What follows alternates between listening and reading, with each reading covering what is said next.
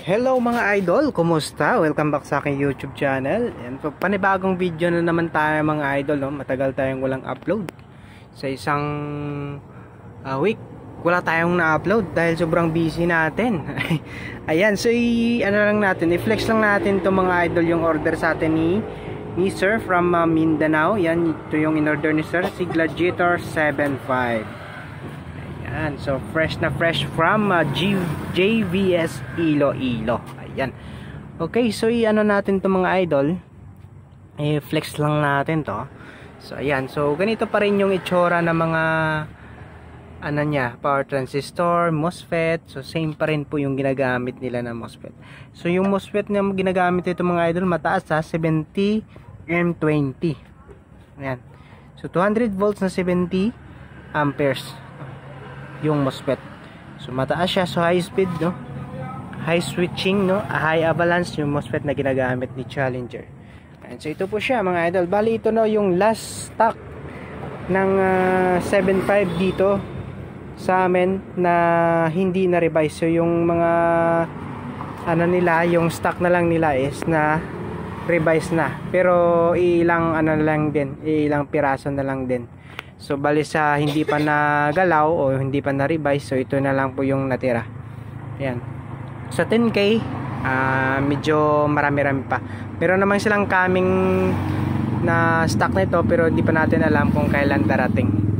Ayan. So ito, i-revise pa natin bago natin ipapadala kay Sir sa Mindanao.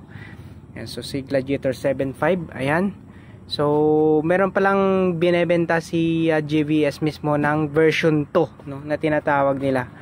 Yung version 2 na 7.5 saka 10K, so bali na revise na yan mga idol. Na revise na yan nila.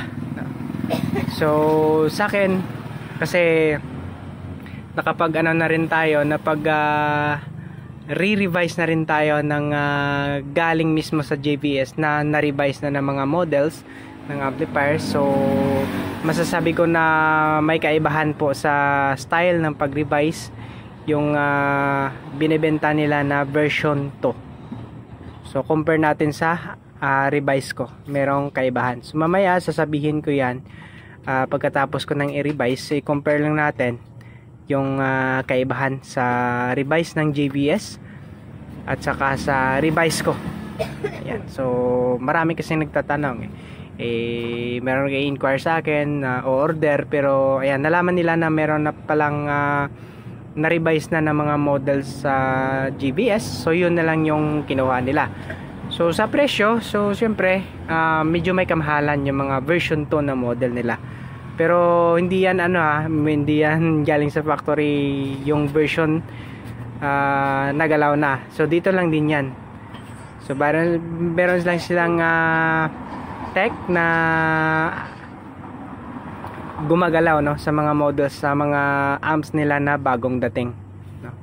Ayan. So ayan, mamaya sasabihin ko or i-compare natin. Although nawala tayo ditong unit ng version 2 nila na hindi talaga natin ma-compare in actual, pero sa mga nakabili ng version 2, i-compare nyo na lang dito sa video natin mamaya, kasi makikita nyo yan, mapapansin nyo yan kasi sa akin. So yung ano natin sa yung pag-revise ko dito sa mga Gladiator amplifiers, so yung muting nya, so yung mute, unang-una doon sa muting sa buffer, yung ginagalaw natin. So dapat yung pag power on natin,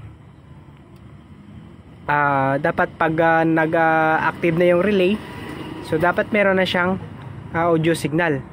So meron na siyang audio signal na hindi siya mahina. So dapat malakas na kaagad, kasi yung na-notice ko nung yung meron siyang muting, pag namatay na yung relay, so pag binatak niyo tong volume control, so meron naman siyang audio pero mahina pa.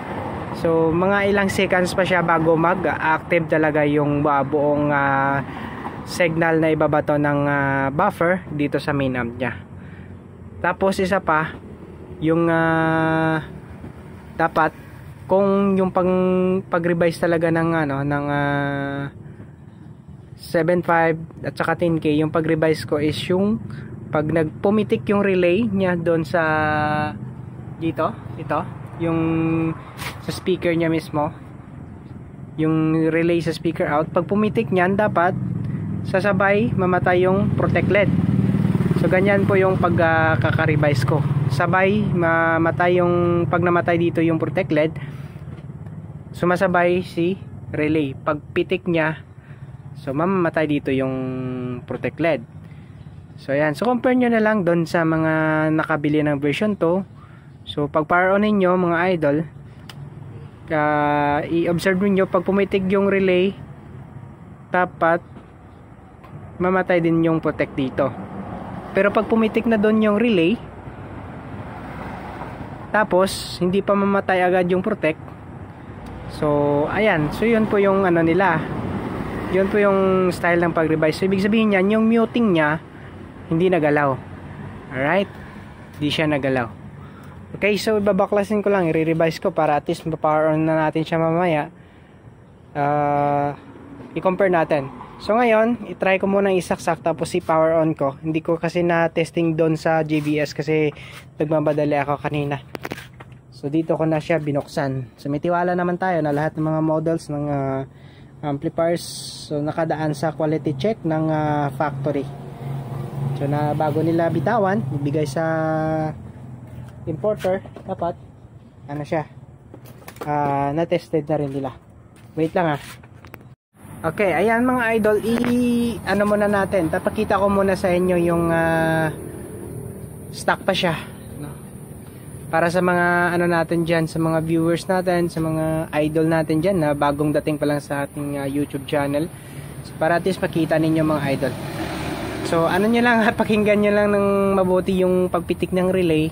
Tapos observe nyo yung ano dito sa labas, yung protect LED nya. So medyo maingay tayo kasi nasa gilid lang tayo ng kalsada. Ayan no, kalsada yan mga idol na. Okay, so medyo maingay lang tayo dito. So baka yung iba hindi masyadong marinig yung paglagatik ng kanyang relay. So power on ko na mga idol.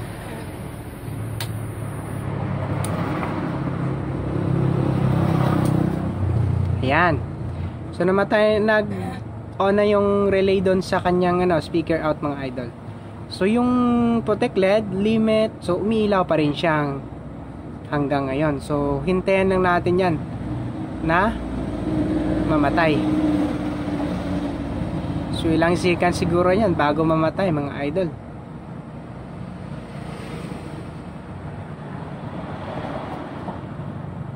So parang hindi nga namatay Ayan. So, 'di ba? May ilang segundo pa bago mamatay. So, napakatagal.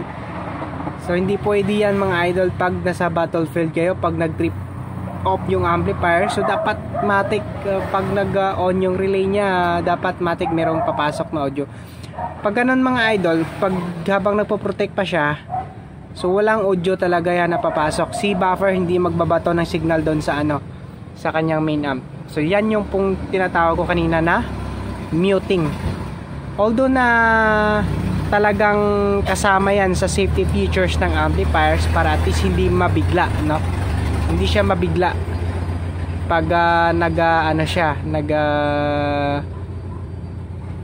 pag halimbawa nag-trip off siya tapos biglang nag-on, so hindi siya mabigla. Pero pag nasa battlefield kayo, hindi siya kumbaga hindi siya talagang kailangan ng ganun.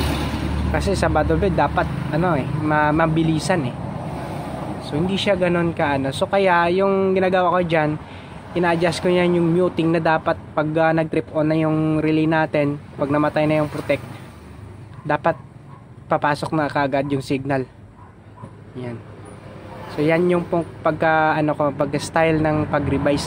Tapos siya yung nagko-control kasi ng ng doon nag-instruct pala, no? Nagbibigay ng instruction doon sa buffer kung halimbawa kailan ka pa magbibitaw ng signal sa akin. Yan. So yan po yung nagko-control. Tapos observe nyo rin, dapat kung okay yung pagka-revise or naka-calibrate talaga ng maayos or naka-max power talaga yung pag-revise ng amplifier. So dapat yung limit ma-max talaga. Okay? Ayan, so nakita nyo naman, napansin nyo naman, So yung unang pumitik na relay is dito sa soft start niya, mga idol. So yan, nakamatay na yung dalawang, naka-on na pala yung dalawang relay niya sa mainboard, pero hindi pa naman tayo protected dito, mga idol. So medyo matagal siya. So ayan, so meron na siyang audio.